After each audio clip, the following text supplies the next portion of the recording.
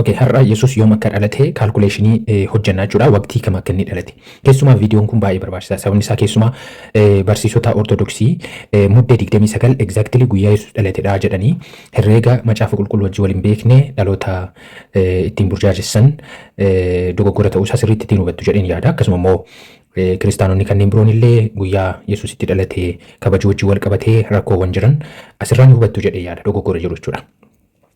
Utuun gara viidiyoo kaalkuleeshinii kanaatti hin darbiin kallattiidhumaan wantoota afur akkasiin hubattan barbaaduun qaba. Tokko, guyyaan kun gonkumayyuu macaafa qulqulluu keessatti kallattiidhaan hin barreeffamne. Kun immoo waan nu barsiisu mataa isaa danda'e qaba. Lama, macaafni qulqulluun waggaa keessaallee guyyaa tokko haa ta'u ofii keenyayyuu filannee akka nuti guyyaa ayyaana dhaloota gooftaa yesuus kabajnu nun ajajne. Kanaafiyyuu wanti macaafni qulqulluun hin ajajne nuti immoo hojjechuun sirrii miti jechuudha. Sadii, muddee 29 ta'ee muddee 29 akka isa kan Itoophiyaa jechuudha. Just Itoophiyaan yesuus mataa isaa danda'e qaba. Addunyaan immoo Desember 25 kabaja.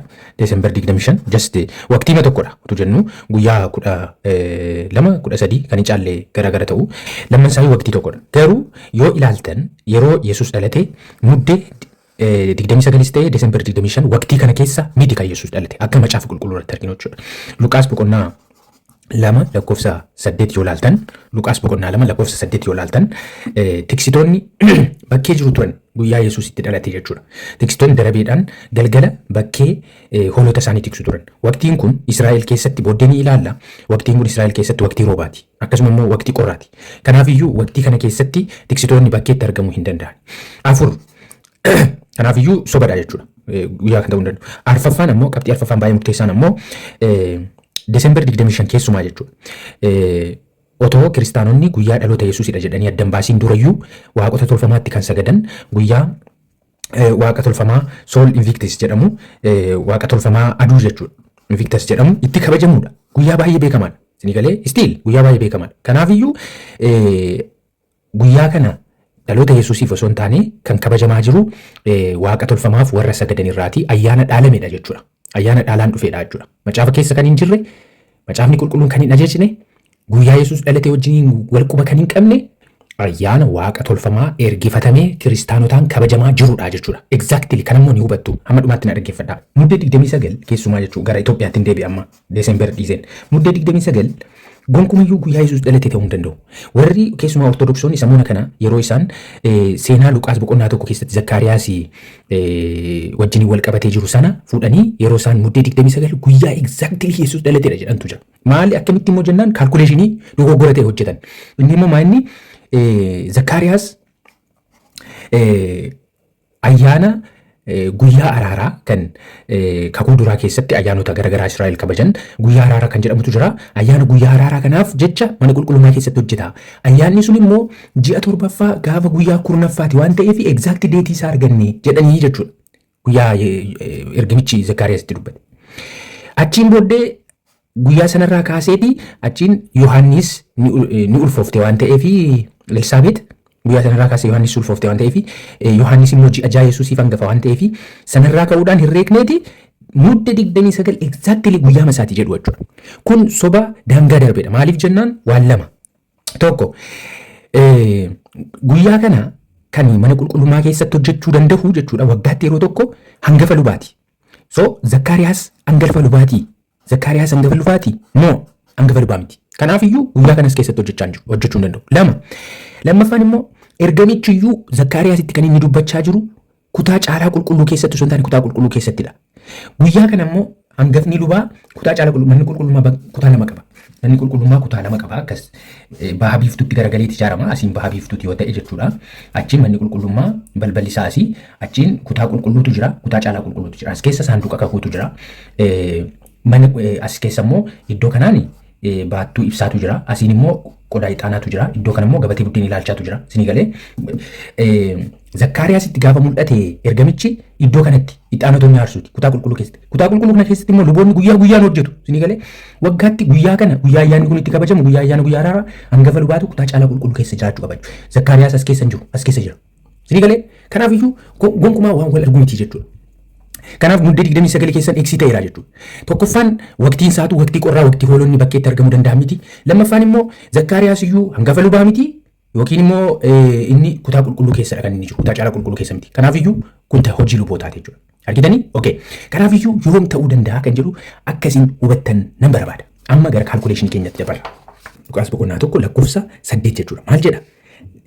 Darabeen balbala isaatii keenyaanis gaaf tokko Zakkaariyaas warra kaanii wajjin fuula Waaqayyoo duratti hojii lubummaa isaa hojjechuudhaaf dhiyaate. Kun Zakkaariyaas hangafa lubaa osoo hin taane luba ta'uu isaa mirkaneessa. Maaliif jennaan gaaf tokko jedha.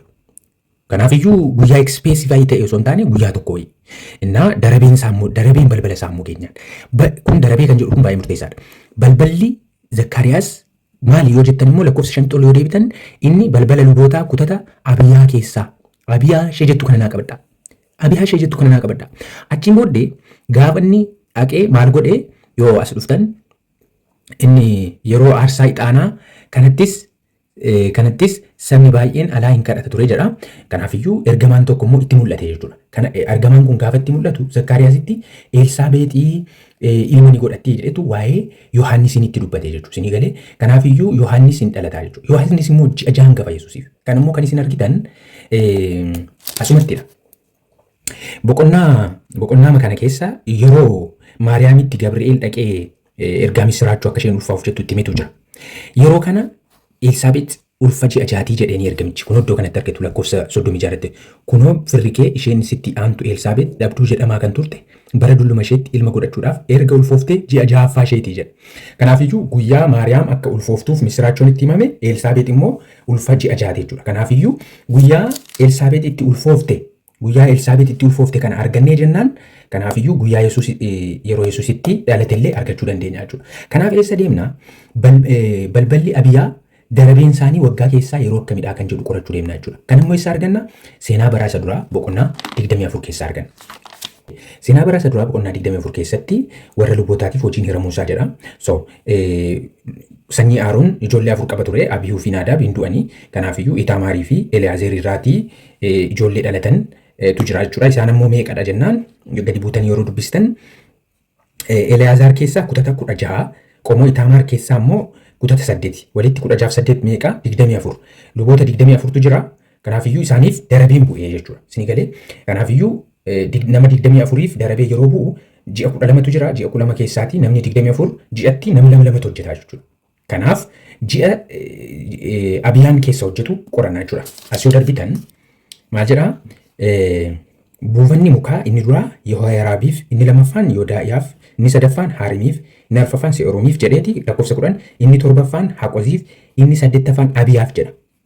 24ffaan immoo Ma'aaziyaaf hin ba'ee jira. Kanaaf amma kan nuti barbaannu 24 keessaa kan eenyuti? Kan Abiyaati jechuudha. Inni immoo meeqadha? 8ffaadha. Kana jechuun ji'a keessatti nama lamatu hojjeta taanaan Abiyaan kun ji'a arfaffaa keessa hojjetaa jechuudha. Kanaaf amma iddoo isaa arganneerra jechuudha. Amma immoo kalaandeera Israa'el barbaadna jechuudha. Kalaandeera Israa'eliin fudhanneeti kan keenya wajjin wal bira qabaa sana booddee kaalkuleet goonaa jechuudha. Go ahead. Asitti kan isin argitan amma kalaandeera Israa'elidha jechuudha. Kalaandeerri Israa'el ji'a Niisaanii irraa jalqabaa ji'oota 12 Adaar irratti xumuraa jechuudha.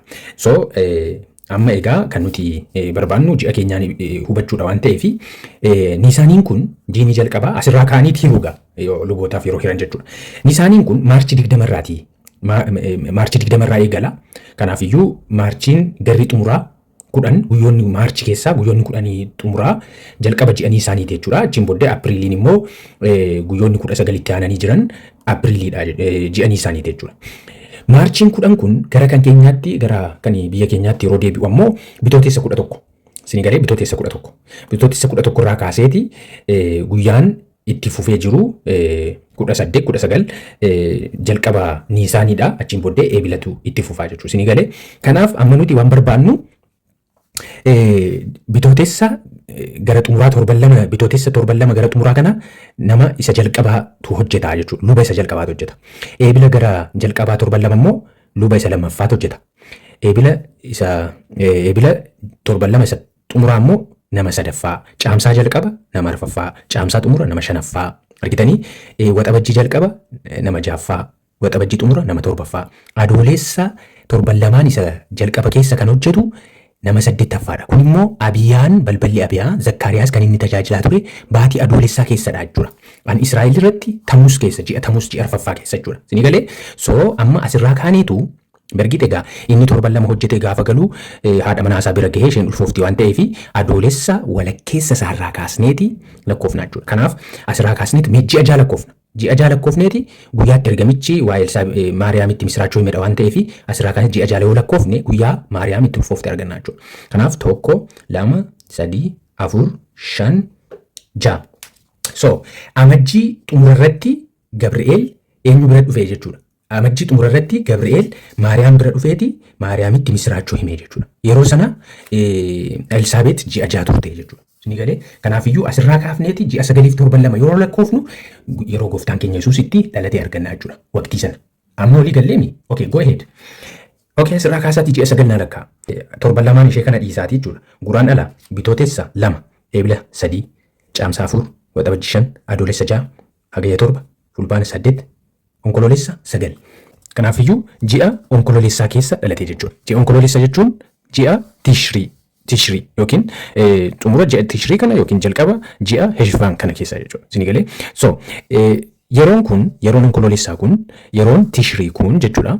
Israa'el keessatti yeroo haalli qilleensaa baay'ee mijataadha. Namoonni biyya kana daawwachuuf illee yeroo itti isaan filatanidha jechuudha. Yeroo haalli qilleensaa yeroo itti hoolonni tiksitoonni hoolotaa illee bakkeetti argamuu danda'anidha jechuudha. Isin galee yeroo itti gooftaan keenya Yesuus dhalate ta'uu kan danda'u ji'a kanadha.